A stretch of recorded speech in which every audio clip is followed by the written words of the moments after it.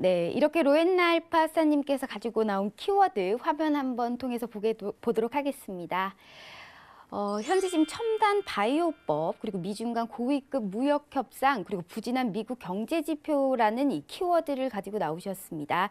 사실상 이 첨단 바이오법 같은 경우에는요, 이 제약 바이오업계 수건으로 꼽히던 이 첨단 바이오법이 지금 급물살을 타면서 업계에 대한 기대감이 좀 높아지는데 여기에 대해서 설명 부탁드리도록 하겠습니다.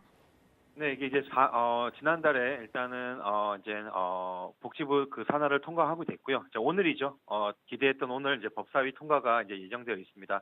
이게 이제 원래 첨단 바이오법, 그러니까 첨생법이라고 얘기하죠. 이 첨단 바이오법 관련된 부분들은 이제 인보사 문제가 터지고 나서 많은 제약 관련된 분들이 걱정을 많이 했었습니다. 그래서 이 코롱 생명과학의 인보사 문제가 이 지금 첨단 바이오법에 대한 통과에 대한 부정적인 영향을 주지 않을까 하는 그 고민을 많이 했었었는데요. 지금 이제 법사위 분위기상으로는 이번 첨단 바이오법은 예정대로 통과될 거라고 기대하고 있고요. 또 이제 이것이 통과가 되면 내일이죠. 내일 이제 본회의를 통해서 입법이 진행될 것 같습니다. 그래서 이 첨단 바이오법이 통과가 되었을 때는 줄기세포 관련된 크게 이제 두 가지 이슈가 있을 거라고 생각을 합니다. 첫 번째는 이제 희귀병이라든지 아니면은 대체 치료제가 없는 그런 어떤 치료제, 바이오 의약품 같은 부분들이 있었을 때는 그게 이제 임상 이상만 거쳐도 바로 시판할 수 있도록 해주는 법입니다. 그래서 이거 관련된 좀 이슈가 될 수 있는 종목들이 뭐 우리가 뽑는다면 메디포스트라는 회사도 있을 거고요. 또 이제 파미쉘도 있을 거고요.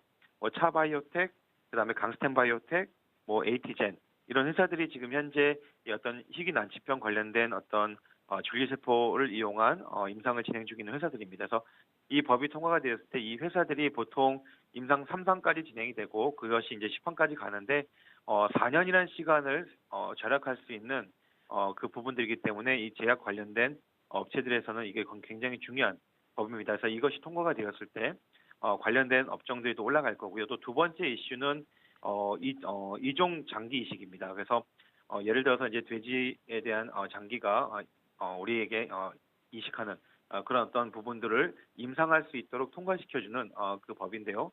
이거에서 이제 관련된 회사가 이제 엠젠 플러스라는 회사가 있습니다. 그래서 이런 회사들이 아마 수급이 회복이 되지 않을까 예상되고 있습니다. 그래서 이번 첨단 바이오법 같은 부분들은 제약 바이오주에 있어서는 좋은 호재라고 생각되고 있습니다. 네, 이렇게 첨단 바이오법에 대해서 말씀해 주셨고요. 이 미중 무역 이 고위급 협상, 사실상 미중 간 고위급 협상이 워싱턴에서 열리고 있는데 이 레리 커틀로 재무장관이 이 중국이 처음으로 문제점을 인정했다라면서 살짝 이 희망적인 얘기를 했습니다. 여기에 대해서 조금 깊게 설명 부탁드리도록 할게요.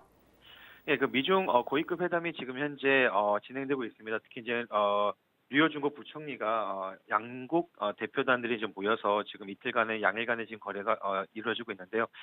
제가 이 부분, 뭐 고위급 회담에 관련된 부분들의 어떤 디테일적인 부분들을 말씀드리기보다는 이것이 시장이 지금 어떻게 반영되고 있느냐 이 부분들을 좀 더 말씀드리고 싶습니다.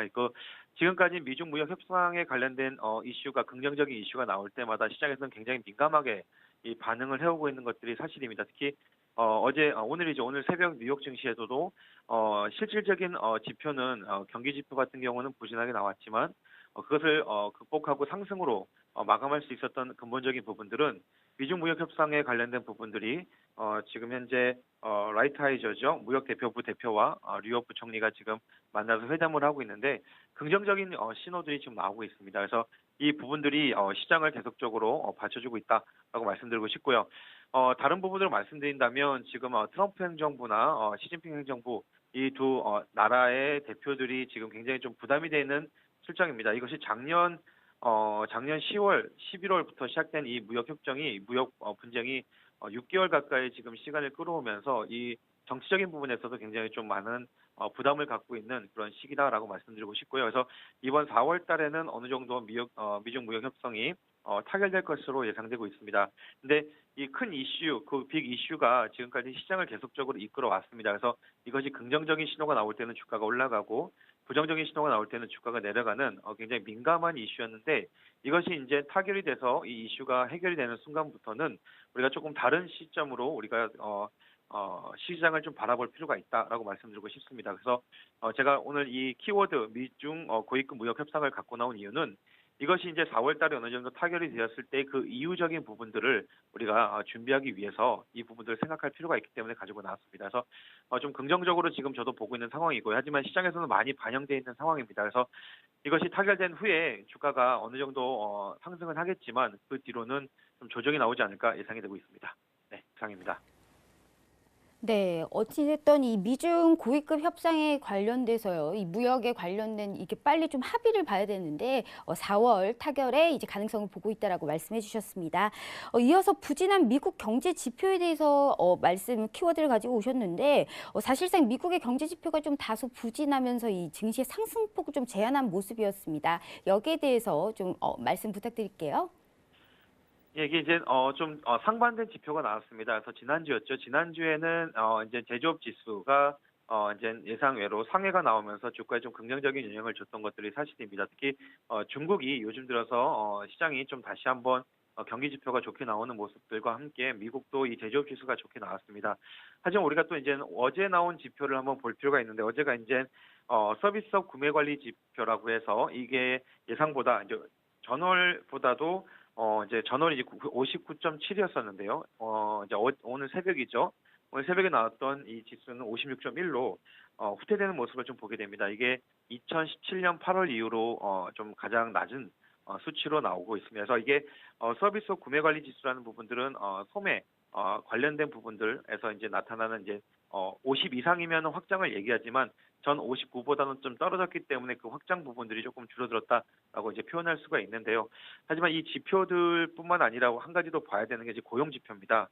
이 고용 지표가 이제 3월달 민간 고용 지표가 12만 9천 명 정도 나왔습니다. 그래서 12만 9천 명은 지금부터 18개월 전 부터 18개월 사이에 가장 저조하게 나온 수치입니다. 그래서 미국 경기가 굉장히 호황을 누렸기 때문에 이 민간 고용에 대한 부분들은 굉장히 확장이 되었습니다. 그래서 많은 사람들이 이제 일자리가 창출이 되고 많은 부분들이 있었었는데 그 고용 지표가 좋지 못하다 그런 것들은 기업에서 일단 미래에 대한 어떤 시장적인 전망을 부정적으로 보기 때문에 고용을 줄이는 그 부분들을 보여줄 수가 있습니다. 그래서 3월 고용 지표가 12만 9천 명 정도로 낮았다라는 부분들은 이 경기적인 부분에서는 실물 경기적인 부분들이 떨어지고 있다라고 말씀드리고 싶습니다. 제가 방송에서 계속 말씀드렸던 부분들은 뭐냐면 12월 달 작년 12월 기점으로 해서 4분기 기점으로 해서 경기가 계속적으로 안 좋아지고 있다라고 말씀을 드렸고요. 근데 지금 시장에서는 빅 이슈들 남북 북미죠. 북미 정상회담이라든지 아니면 지금 미중 무역 협상이라든지 이런 큰 이슈들 뭐 브렉시트라든지 그런 큰 이슈들로 인해서 실물 경기에 대한 반영들이 굉장히 조금 미반영되는 부분이 정말 많았습니다. 하지만 이게 아까 말씀드렸던 제가 오늘 미중 고위급 회담을 가져왔던 이유 중에 하나는 이 회담이 끝나고 나서 시장에 이제 시장 참여자들이 바라보는 시선은 빅 이슈적인 부분들이 아니라 이제 실물 경기에 대한 부분들을 이제 시장 참여자들이 바라보기 시작할 것이고요. 그렇게 되었을 때는 시장적인 조정이 나타나기 시작할 것이다라고 말씀드리고 싶습니다. 그래서 지금 4월달 우리 국내 증시도 굉장히 좀 좋은 모습을 보여주고 있지만 4월달 1분기 실적 발표가 이제 4월 말부터 4월 중순 이후부터 일어나기 시작을 합니다. 근데 1분기 실적은 생각보다는 조금 저조할 거라고 예상되고 있고 시장 참여자들은 어떤 명분을 통해서 이제 하방 포지션을 잡게 될 건데 그런 부분들이 아닌 시점이 되지 않을까라고 생각이 됩니다. 그래서 이 제가 오늘 갖고 왔던 이 세 번째 키워드는 우리 시청자분들께서 좀 보수적인 관점에서 시장을 바라볼 필요가 있다라고 말씀드리고 싶어서 가지고 나왔습니다.